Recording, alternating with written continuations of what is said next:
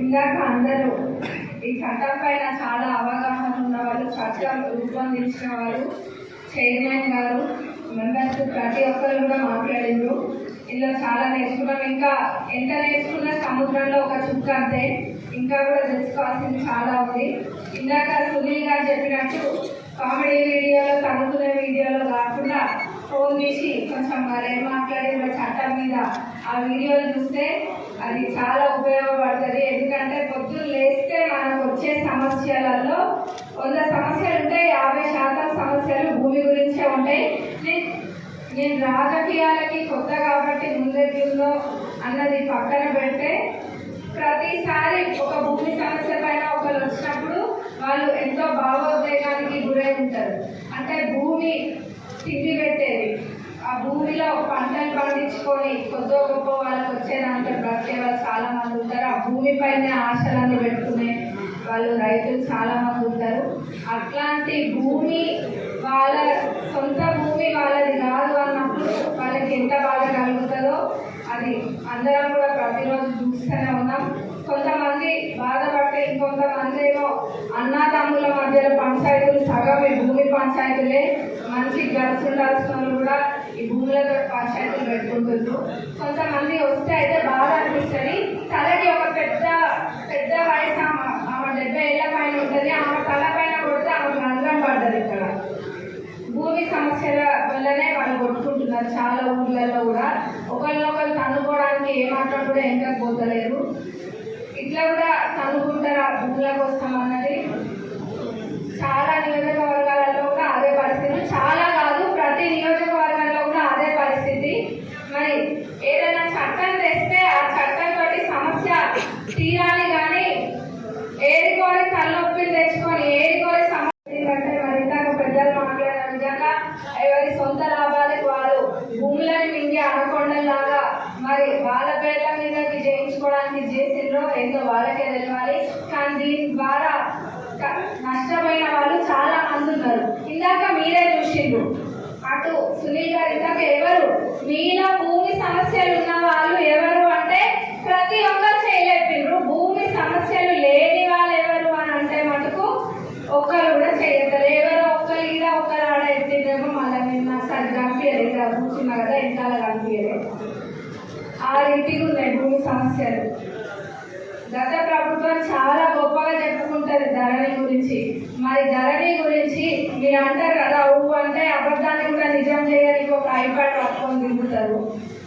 ఆ అబద్ధాలు అన్నీ కూడా బల్ల బుద్ధి మరి నిజం అన్న రీతిగా చెప్తా ఉంటారు. ఇప్పుడు మేము కూడా అడుగుతున్నాము, మీరు ఏ గ్రామం కన్నా పోయి నిల్చోండి, ప్రతి గ్రామంలో బీఆర్ఎస్ నాయకులు పోయి నిల్చొని ధరణి వల్ల ఇబ్బంది లేని వ్యక్తులు ఉన్నారా, ఇబ్బంది ఉన్న వాళ్ళు ఉన్నారా అని అడగండి. మీ దగ్గరికి సమస్యలు పట్టుకొని వచ్చేటోళ్ళే, కానీ మాకు అసలు ఈ ఊర్లో ఈ తండ్రిలో ధరణితోటి సమస్యలు లేదు అన్న వాళ్ళు ఎవరైనా ఉంటే అప్పుడు చూద్దాం. మీరు ఉత్తగా చెప్పడం కాదు, నోర్లు మాట్లాడుతున్నాయి. కానీ కాంగ్రెస్ ప్రభుత్వం అంటేనే ఒక క్రమశిక్షణ గల ప్రభుత్వము, ఒక స్వాతంత్ర ఆలోచనలు ఉన్న ప్రభుత్వము. కాంగ్రెస్ అంటేనే కాంగ్రెస్ పార్టీ ఆలోచనలే వేరే తీరు ఉంటాయి. మీ లెక్క బంధించి గుప్పెట్లో పెట్టాలన్న ఆలోచన కాదు కాంగ్రెస్ ప్రభుత్వాన్ని. స్వేచ్ఛగా వచ్చే ప్రభుత్వం కాంగ్రెస్ ప్రభుత్వము. మీరు ఏం చేసిండ్రో ప్రజలు అన్ని కూడా గమనించుకుంటూ బోల్తా కొట్టించే మాటలు ఎన్నిసార్లు చెప్పినా వింటారు అని మీరు అనుకున్నారు. గట్టిగా ఒకసారి చూసిండ్రు, రెండోసారి చూసిండ్రు, బట్టకేసి బాధిండ్రు. మళ్ళా కనుక మీరు తెలంగాణ ప్రజలని మోసం చేయాలన్న ఆలోచనలో కనుక ఉంటే మా వాళ్ళు ఎవరు కూడా తెలివి తక్కువ లేరు. ఒక్క ఉదాహరణ చెప్తా. మొన్న లాంచింగ్ ప్రోగ్రామ్ జరిగింది. మన ప్రభుత్వంలో లాంచింగ్ ప్రోగ్రామ్ జరిగితే అది ఎమ్మెల్యేలకు కూడా ఆ బెనిఫిషియరీస్ ఎవరు అన్న లిస్టు రాలేదు. వాస్తవానికి ఇక్కడ ఉన్న అధికారులు అందరూ ఇక్కడనే ఉన్నారు కదండి, ఎమ్మెల్యేలకి లిస్ట్ వచ్చిందా? బెనిఫిషరీస్ లిస్ట్ ఎక్కడ కూడా రాలేదు. కానీ వీళ్ళు చెప్పడం ఏంటంటే అసలు ఇక పేర్లే తీసేసి వాళ్ళ పేర్లు పెట్టిండ్రు అన్న రీతిగా చెప్తారు. పచ్చకామలు ఉన్న వాళ్ళకి లోకం అంతా పచ్చగానే కనిపిస్తుంది. ఎందుకంటే వాళ్ళు గతంలో అట్లా చేసిండ్రు కాబట్టి వాళ్ళకి అన్ని కూడా తెలుసు, జిమ్మికులు తెలుసు. కాబట్టి అట్లా మాట్లాడుతుండ్రు. కానీ మన ప్రభుత్వం అట్లాంటి ఆలోచనలు లేవు. ఎక్కడ కూడా ఎటువంటి మోసం జరగదు, ఎక్కడ కూడా అనర్హులకు రావద్దు అని చెప్పి కేవలం అర్హులైన వాళ్ళకి పేదవాళ్ళకే ఏవైనా ప్రభుత్వ పథకాలు అందాలని చెప్పి పైనుంచే మన ప్రభుత్వం అక్కడి నుంచే ఒక 360 degrees అని చెప్పి మొత్తం కూడా అక్కడే వెరిఫై చేసుకొని మనకి లిస్ట్ అనేది రావడం జరిగింది. దీన్ని బట్టే మనం అర్థం చేసుకోవచ్చు మన ప్రభుత్వం ఆలోచనలు ఎట్లున్నాయి, మన ప్రభుత్వం ఎట్లా ముందుకు పోతుంది అని.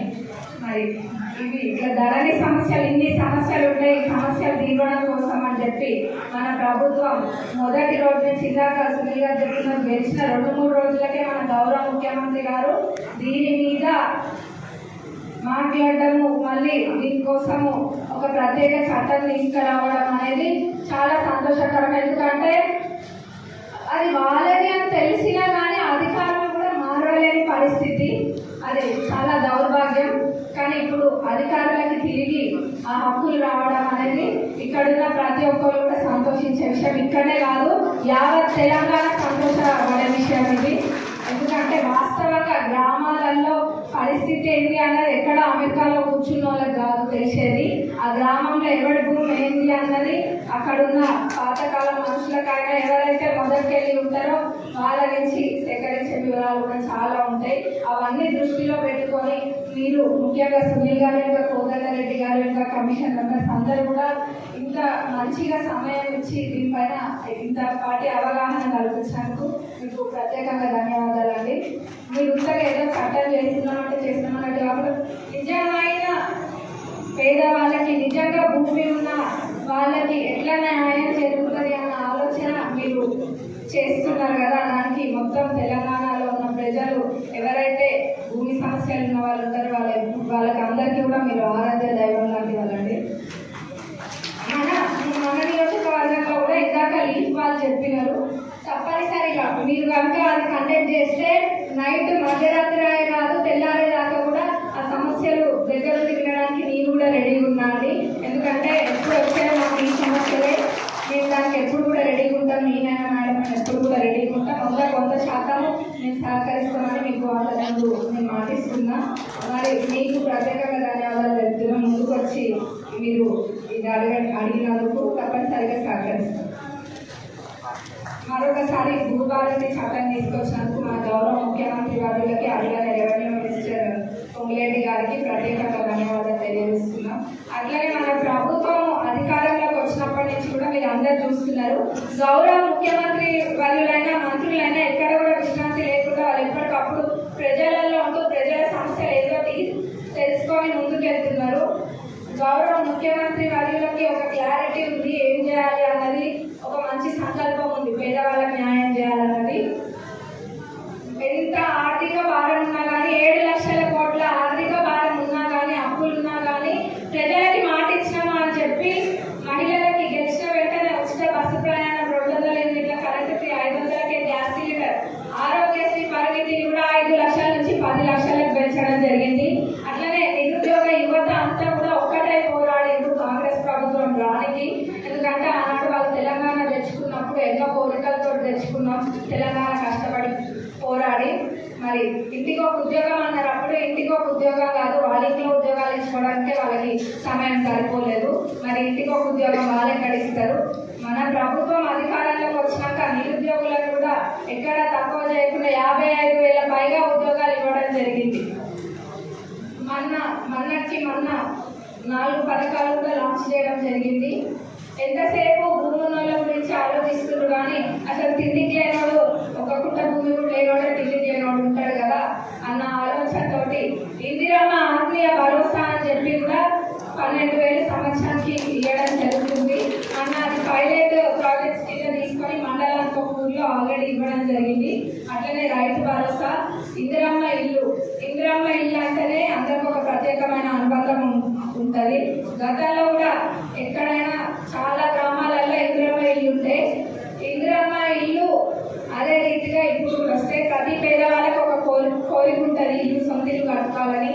ఆ సొంత ఇల్లు కట్టడానికి కాంగ్రెస్ ప్రభుత్వం ఇందిరమ్మ రాజ్యంలో నిజమైన అర్హులకి ఇల్లు వచ్చే విధంగా చేస్తున్నాం తప్పనిసరిగా. అంతేగాని గతంలో లాగా ఎవరి పార్టీ ఎవరికి ఇల్లు ఉన్న వాళ్ళకే ఇల్లు పెట్టడం అనేది జరగదు ఈ ప్రజాప్రభుత్వంలో. అట్లనే రేషన్ కార్డు గత 10 సంవత్సరాలలో కూడా రేషన్ కార్డు ఒక్కరికి కూడా ఎక్కడ కూడా రేషన్ కార్డు రాలేదు. ఆ రేషన్ కార్డు కూడా ఇప్పుడు మన ప్రభుత్వం ఇస్తుంది. రుణమాఫీ గురించి చాలా మంది చాలా రకాలుగా మాట్లాడతారు. ఒకటి అడుగుతా చెప్పండి. 10 సంవత్సరాలు వర్సెస్ 1 ఇయర్, 10 years వర్సెస్ కూడా శాంక్షన్ అవ్వడం జరిగింది. అట్లనే రాజపట్నం మండలం కోతిరెడ్డిపల్లి విలేజ్ లో, అట్లనే కిష్టాపూర్ లో మొత్తం ప్రతి ఇంటి పైన కూడా సోలార్ ప్యానెల్ పెట్టడం జరుగుతుంది. ఇది ఒక మోడల్ విలేజ్ లెక్క అవుతుంది. మరి అట్లనే కొడకండ్ల విషయానికి వస్తే కొడకండ్లలో ఇంటిగ్రేటెడ్ స్కూల్ ఖచ్చితంగా తెచ్చుకున్నాం. మనం పెద్దవంగర డెవలప్ కావాల్సింది చాలా ఉంది. పెద్దవంగరలో ఖచ్చితంగా ఈ 5 ఏళ్ల పీరియడ్లో కొడకండ్లలో ఎట్లయితే ఇంటిగ్రేటెడ్ స్కూల్ తెచ్చుకుంటామో పెద్దవంగరలో కూడా అట్లనే ఒక మంచి డెవలప్మెంట్ వర్క్ అయ్యే విధంగా చూద్దాం. పాలకుర్తి ఏంటని అక్కడ పాలకుర్తిలో లేదు అనుకుంటున్నారు. పాలకుర్తిది పెద్దగానే ఉంది ఆలోచన. పాలకుర్తిలో బస్ స్టాండ్ చాలా మంచిగా చేసుకుందాం. పాలకుర్తిని వీలైతే మున్సిపాలిటీ కూడా చేసుకుందాం. కానీ మంచి కోరికలకి అర్థం అనేది ఉండదు. ఖచ్చితంగా వీలైతే మనకు మున్సిపాలిటీ చేసుకుందాము. మన పాలకుర్తి సోమేశ్వర స్వామి టెంపుల్ని కూడా డెవలప్ చేసుకుందాము. అట్లనే అన్నిటికన్నా ముఖ్యంగా పాలకుర్తి చెన్నూరు రిజర్వాయర్లను మనకు ఖచ్చితంగా పనులు అతివేగవంతం చేసే విధంగా చేస్తానని మీ అందరితో మాటిస్తున్నా. ఈ 5 ఏళ్ల పీరియడ్లో ఖచ్చితంగా పాలకుర్తి చెన్నూరు రిజర్వాయర్ కంప్లీట్ అయితే దేవరూపల వస్తే దేవరూపల్లో కూడా ఒక పెద్ద పని అవుతుంది. అది అయినాక మీకు చెప్తా. అక్కడే ప్రెస్ మీట్ పెట్టుకొని మాట్లాడుకుందాం. ఇట్లా ప్రతి మండలంలో ఏం చేయాలి అన్నది ఇప్పుడు కాదు, 5 ఏళ్ల దాకా కూడా ఆల్రెడీ ఒక సంవత్సరం అయిపోయింది. 4 ఏళ్లలో ఏం చేయాలి అన్నది ప్రతిదీ కూడా నాకు క్లారిటీ ఉంది. నేను మీకు చెప్తేనే అది చేసినట్టు కాదు. ఎదుటోళ్ళు ఎంత ప్రశ్నించినా నేను వెంటనే కౌంటర్ ఇవ్వాల్సిన అవసరం లేదు. ఎందుకంటే నేను ఏం చేస్తున్నానో నాకు తెలుసు. అది పని అయినాక మీకు తెలుస్తుంది. అంత మటుకే నాకు లేక ఎవరో ఏదో వదులుకుంటే అది వాళ్ళ కర్మను నేను వదిలేస్తా. ఇప్పుడు నేను అట్లాంటివి పట్టించుకోను. మరి మరొకసారి మీ అందరికీ కూడా ధన్యవాదాలు తెలియజేస్తూ ముగిస్తున్నా. Thank you. ఎంఆర్ఆర్ మనకి 50 crores 50 lakhs రావడం జరిగింది. దానికన్నా ముందు సిఆర్ఆర్ కూడా వచ్చింది. ఇట్లా TUFIDC కూడా చదువులో 5 crores రావడం జరిగింది ముందు. ఇంకా వేరే కూడా ఇంకా చాలా తెచ్చుకోవాలని కోరుకుంటున్నాను.